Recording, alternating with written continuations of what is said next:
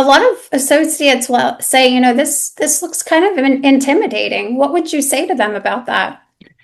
It's intimidating if you don't. Well, let me back up.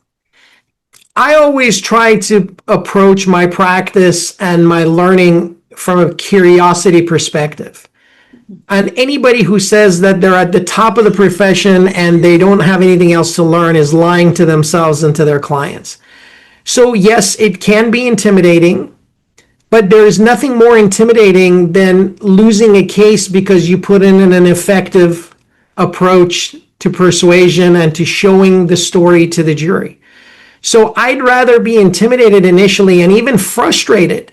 Oh my God, I don't know how this works. This is ridiculous. What? Da, da, da.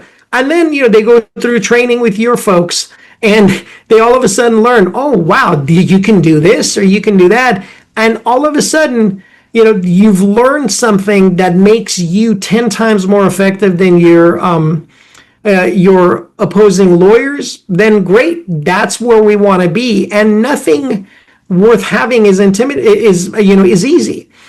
So when we look at it, right, everybody, who looks at these verdicts, whether it's a defense verdict or a massive plaintiff's verdict, everybody wants to fixate on that moment when they don't realize like the amount of work that these lawyers put in to get to that.